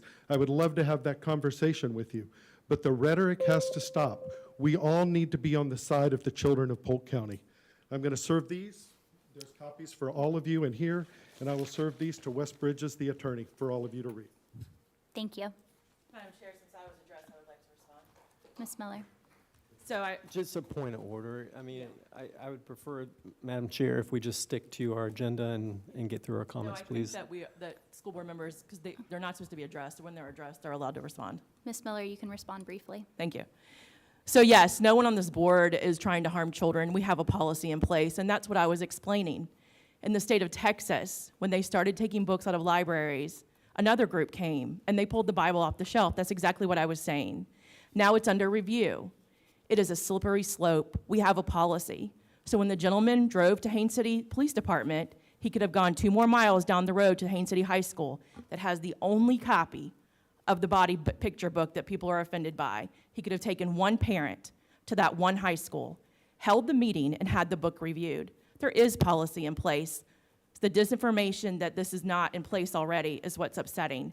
As far as a rating system, love to have one. Let's have that conversation. We've talked about it in the past. But no, that it is happening, and we don't want that to happen here at Polk County because we love what we have here. We love that everybody has a voice. And when we start one thing to start a slippery slope, it may not end. And what I'm saying as a person of faith and a parent of an 11-year-old, we have to be careful and we have to create policy. That's all I was asking. So thank you for coming this evening. Thank you, Ms. Miller. Leroy Kaufman, and on deck is Carl Thomas. And I ask that you please direct all comments to me as the chair. My name's Leroy Kaufman. I'm a resident of Lake Hashenha, and the reason I'm here tonight, the reason we're here tonight, my wife's back there too, is because we recently became aware of your initiative to establish a school at Lake Hashenha Road and Marigold. I have been in this location. I actually live on the west side of Hashenha. I've been at this location since 2005. We are very proud of the atmosphere in the area. It is actually an area where there's a natural wildlife mitigation zone.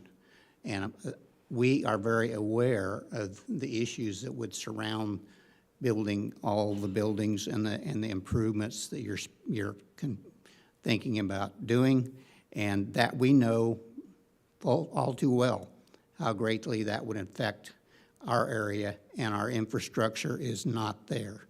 We don't have the ability to cope with the things that you're proposing and the growth that's there. We have one way into Hashenha and one way out. That's Hashenha Road. I am here because I only learned about this last Thursday. Maybe that's my fault, but if I'm a tax-paying member, I expect that if my tax dollars are going to go for something that's in the area where I'm affected, that I should at least be included. So I'm here now. I sent an email message to Ms. Wyatt, who I thought was our representative. I sent an email to everybody else, but I would greatly appreciate being included in any future talk and discussion. And I would also tell you that I have a lot of experience with Fish and Wildlife and the state of Florida and regulation. I'm a former director of the Division of Animal Industry and state veterinarian for the state of Florida. So I don't come here with lack of knowledge of the process and what's there, but I'm here telling you that I want to be included. We should be included. The public should be included. The people that will be impacted should be included. Thank you. Thank you, Mr. Kaufman. Carl Thomas. And on deck is Glenn Lawhorn. Yeah, I just need to know, because you kicked it out of the agenda, where we get to know when we can actually speak on this in front of when you decide to vote it. We actually had everything prepared to talk to y'all about, but it's not worth it. I just need to know from y'all when you are going to try to do this on the Hashenha project.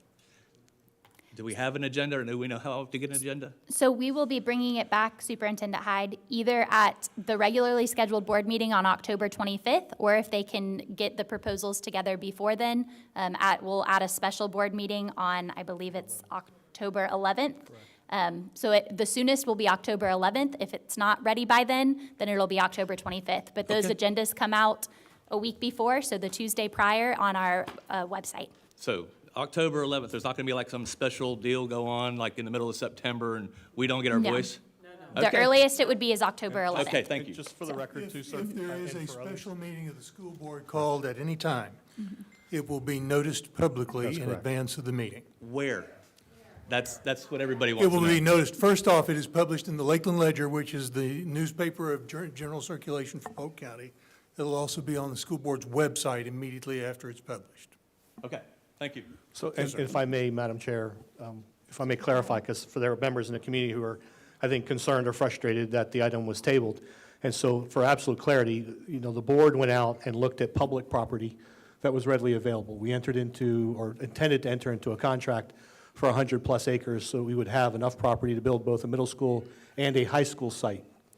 During that time, we received an unsolicited proposal, which is allowed under statute, but it was a privately held parcel of land. So rather than furthering a discussion on the current parcel, the board acted earlier and directed me, through their consensus vote, to pull the item to allow my team to have an appropriate timeline to review the second proposal. Now, they both fall within the same relative community area. I believe they're literally across the street from each other, two sister parcels of land. So to your concerns about the impact to your community, you'll have the opportunity to express that. But I wanted to explain why the item was tabled for this evening, so it will come back at the October 11th meeting, is what I anticipate to have happen. But again, that will be publicly noticed, as Mr. Bridges pointed out. Thank you, Superintendent Hyde. Thank you, ma'am. Glenn Lawhorn, and on deck is, I believe it's Larry Ward. Well, that answered an awful lot of questions right there. Because Oh, there you go. now, today, I mean, I can stand here and tell you all this stuff on my paper, and it's really not going to do any good until you've come up with some sort of proposal as to what you're really trying to do out there. But however, I will tell you, even the thought of doing something like this on Hatchna Hall Road, if I can speak off the cuff, that's kind of ridiculous. You got a one-lane road. Well, I guess I'm supposed to talk to you. You have a one-lane road that you're going to put 2,000 more vehicles on a day going in and out of those schools. That's a two-lane minor collector road. That's not going to work. It's just not going to work. There's no way, there's no plans anywhere in anybody's budget, in the state or county's budget, to add anything for roads. The developer's certainly not going to four-lane Hatchna Hall Road all the way to Highway 27, which is where you would have to take your closest point for a four-lane means of ingress and egress. So that's just one of the things. The purchase of the land with public funds really needs to be scrutinized pretty good, and I'm sure that that's going to go down. But I don't think that we need to be buying property out there. You're taking a school and putting it out in the middle of nowhere. There's no support there. There's no mechanism for any kind of, what's the word I was looking for? Any kind of law enforcement, medical, anything out there like that that goes on. There's nothing there. There's nothing to support it. So if there's a problem, now you got a really big problem. But you look at the impacts overall, what does the project look like short-term, and then what does it look like in 5 years? That's what you got to look at. None of us here, there's a lot of people here, there's a lot more people that want to be here that couldn't, but we'll be a little better guns loaded, so to speak, when we come in for the next meeting. Got to be really, really, I'm sorry, I'm getting kind of ahead of myself. We got to be careful about what we're doing out there, and to go out there and put something like this out in the middle of nowhere is just crazy. So I heard the comment, put your money where your mouth is, a little while earlier. $12 million is a lot of money. You could buy a piece of property for a fourth of that in town and put all those students in town instead of out in the middle of the woods. So thank you for your time. We'll see y'all again. Thank you. And Larry Ward. Larry Ward, and on deck is Robert Hall. I just want to say I agree with all the rhetoric that's going on at Hatchna Hall right now. I'm a resident out there. I've been a resident of Florida for 40 years. I was born and raised here. And some of the things that are going on right now are just unacceptable. It's not thought out. I go by that school all the time, and somebody's going to get hurt out there. So it needs to be consciously re-engineered before they keep spending money on something that's not thought out. That's not thought out. I recently retired, and I learned a lot about environmental impacts. I worked for Disney for 40 years. I know a lot that goes on out there, what we did, what we can do. The sky is the limit. All you got to do is have the idea and go after it. There's nothing can't be done. But it needs time, and it needs development, and it needs our input. And that's my say. Thank you. Thank you. Robert Hall, and on deck is Jeremy Knowles. I'm a father, a grandfather. One of the main things I got to do with my kids is take them fishing, hunting. Whether we catch anything or shooting on, it's just the peace of quiet that we get when we get to do it. I know a lot of folks feel the same that use that area. We don't get anything, but the satisfaction we get from the peace out there in the woods and the water is something that we contribute a lot of time and our own resources to pick up trash in that area, mow grass, pavilions. We build pavilions out there. Just maintain the natural resources that are out there. Putting a high school right in the middle of that area right there, I'd expect it from greedy corporations, but not from educators. I mean, I tell my kids all the time, going down the road, I said, look out the window, you see those trees? You're not gonna see them by the time you get my age, and it's a fact. I preach it to them since they were this big, and they're grown now, and I mean, it's just something we need to look into, and that's one area, I don't know if y'all been to the area and seen what it's like out there, but we don't need a high school in that area, not right there. Put it 10 miles up the road, 5 miles up the road, but not there. Thank you. Okay, Jeremy Knowles. And on deck is Danielle Mixon. Hello, my name is Jeremy Knowles. My mother is Sharon Knowles. She was Polk County school principal for 35 years, 49 years total, with the Polk County School Board.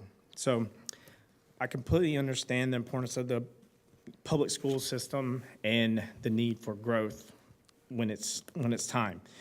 I won't harp on it too much, but, you know, why this area that was considered, I know it's been pulled from the agenda, but like you said, it's at the Hatchney Hall Road's 10 miles long.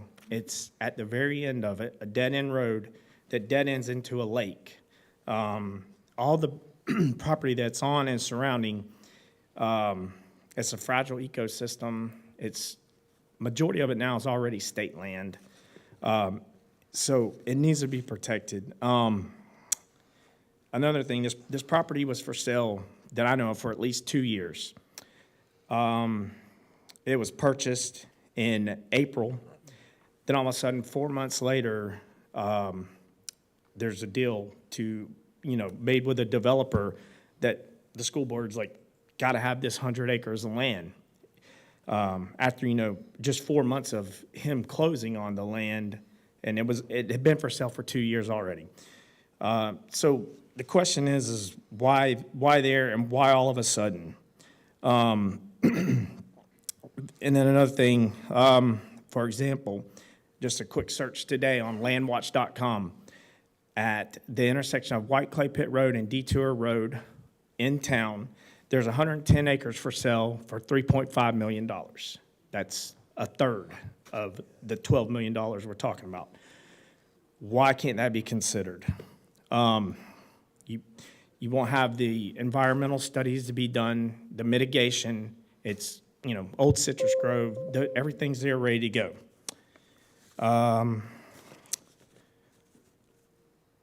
That's another thing. On the land that's proposed, there's, we got the wetlands, how mitigate for wetlands, but there's also 30 acres of sand scrub habitat. You have sand skinks, gopher tortoise, and scrub jays on this property. You're going to have to mitigate for that property at least a 2-to-1 ratio on your acreage. Where's that property going to come from? The rest of the property is pretty much lowland, so I don't know where you're going to get at least 60 acres to offset for that cost. And then also it says the school board wants all of that, the mitigation done in 12 months. There's no way that can be done in 12 months with the studies plus construction. It'll never happen in that short amount of time. And there's a lot more, but I'll let it go at that. Thank you. Thank you. Chair Wyatt, would you like me to address any of that? If you would like to, you may. Yeah, there are a few of the questions, sir, that you asked, and I'll share some responses for the entirety of the community. So we had previously looked at another parcel of land. Unfortunately, it contained a large portion was marshland. We do need a school out in that location. Davenport High School is already close to exceeding capacity. Haines City High School is well over capacity, and the growth around that area is, we anticipate, we are actually losing students to Osceola County because we do not have a facility located out in that area. So we have looked, excuse me. Let him speak. Ma'am, I'm trying to address the questions, and if you have an opportunity to come to the mic, I'd be more than happy to address your questions. If you signed up for public participation. If not, I'll stay after the meeting, and I'll be happy to address your questions further. So we have been looking for additional parcels of land. This land came with the mitigation included, including the fill. And so that's the opportunity that's presented before us. There is a fire station in close proximity. We know that growth is occurring in that area. We're going to anticipate a school there. And quite frankly, I'd like to get ahead of the issue rather than chasing the issue like we have been historically. We're well positioned to do this with impact fees. We understand you have concerns, and all of those things will be addressed in real time. But at the end of the day, we have several concerns with properties out in that area as well. I'd be happy to consider the property that you shared here that's more in town. The issue may be, it may not be buildable. It may not have it may not pass the percolation study, it may have other issues, and that's why our team may have overlooked it in the first place. So I can't say for sure, but I'd be happy to look at it. Our goal is to find an opportunity for us not only to build a new high school, but as I said, we're requiring 100 acres or more so we can build a high school and a subsequent middle school for future growth and needs, rather than having to bus students in an inordinate amount of direction or time and having them sit on a bus for an hour each direction.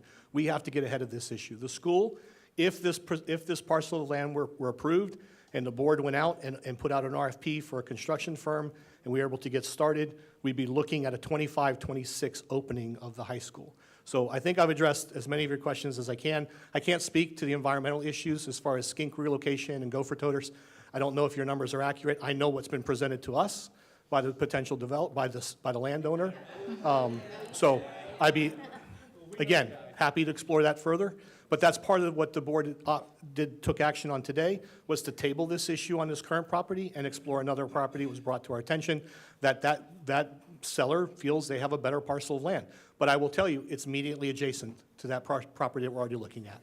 I tried to address as many of your questions as I could, sir. And again, I'll be happy to stay after the meeting and answer as many other questions as you all have. But this will be done on October 11th. You'll have an opportunity to come and present your concerns before the board. You're also welcome to submit any questions or concerns to my office and to the school board. I would always encourage you to copy both of us, because they'll see my responses to you, and my team will be able to address as many of your questions and concerns as possible. But thank you very much for coming this evening. I appreciate you, sir. Thank you, Superintendent Hyde. Danielle Mixon, and then Deborah Lawson is on deck. I'm here also to speak about the development of the school out at Hatchin Hall. My family has been in that area for over 100 years. I am still on my family homestead for over 100 years, and I have watched that entire area of Poinciana totally be turned into a slum, okay? It used to be one of the most beautiful rural neighborhoods out there, okay? The ranch that you guys want to put this school on, all the way around to the ranch that Disney owns, used to be owned privately by one man. My family was the caretakers of that ranch. I know the Indian artifacts and bodies and the cars from the original first car in this country with a motor that sits out on that land. There's old turpentine mills on that land. There's lots of history on that land that these people want to come in and dump a lot of dirt on and push all that water out on the residents that's been here and supported your school board, paid taxes to this school and to this county for years when nobody wanted us. Now, because a couple of greedy builders want to come along and line their pockets, they want to come in and devastate our home and our land, and it is not right. Now, I'm going to get off of the whole conservation area because plenty of other people here have covered that, and I'm going to school you on the street smarts part of it, because most of you probably never set foot in Poinciana in the last 5 or 10 years. Let me tell you what up. It's ate up with gang violence. You build a high school anywhere near that place, and it will be just like the schools in New York that the kids I went to school with, parents moved them down here to get them out of because it was not safe for them to go to school and learn. And if you did go and manage not to get cut up or shot up at school, you still couldn't learn anything because your class was disrupted by a bunch of hoodlums. Now, you are going to create the prime breeding ground for even more gang members to be selected by there. You need to disperse these schools out. Send one out by Dundee, by the middle school out there. Send one out off of Johnson out in that direction so you separate these gangs and these kids, because what you're going to do is have a massive mess on your hands out there that y'all can't control because you don't got the deputies in that area. There is not a law station out in that area except one peddly little substation, and I've watched Hank City come in countless times, Lake Hamilton to back Polk County, because they only have 7 cops that patrol that entire area to Frost-Proof Jail. Now, you tell me that's where you guys really want to sit a school? Y'all say y'all are for our kids. Don't put them in that environment, because kids that live in Dundee, kids that live at Hatchin Hall, kids that live at other places are going to be forced to go to that school out there in that kind of environment, and it's not right. That's all I got to say. Thank you. Deborah Lawson, and on deck is Deborah Johnson. Okay, my name is Deborah Lawson, and I live in the area that you're talking about, but I live in front of Sand Hill Elementary School. Okay, Sand Hill Elementary has Hatchnahaw Road tied up most of the morning and most of the afternoon because you can't get in and out, and you know that. So if that's the kind of school you're going to build out there, we're going to fight it to the very end. Okay, that being said, let me just say, Hatchnahaw Road was never designed to hold a school, okay? Port Hatchnahaw, when you go into it, it's just like everybody else has said, there's one way in and one way out, and you are going to cause such a problem to the residents out there. And I just think that he just gave you a good piece of property. You're going to spend less on a piece of property than you are going to pay for just the mitigation and the environmental studies out there. When you spend $5.2 million to do an environmental study, you know there's a problem. You know what the problem is? There's wildlife out there. There are endangered species of animals, and if you build a school there, you're going to run them off. Nobody's going to go along with you spending $5.2 million just for an environmental study. We have worked at getting other people involved, conservationists and everything else, so I would encourage you to look for another piece of property to build that school at, because it's going to be tied up for a long time if you chose out there. Thank you. Deborah Johnson, and on deck is Michael Lyle. Hello, my name is Deborah Johnson, and everyone has covered a lot of the points that I wanted to talk about today, but my concern is the traffic. There's already a school there on that road. There is no turn lane. I can't count how many times traffic has been stopped with all of the parents alongside one road and the other parents trying to turn without a turn lane, and the traffic is completely stopped. I'd be interested in what you're going to do about the traffic. Thank you. Thank you. Michael Lyle. Michael Lyle, and on deck is Lamar Quinn.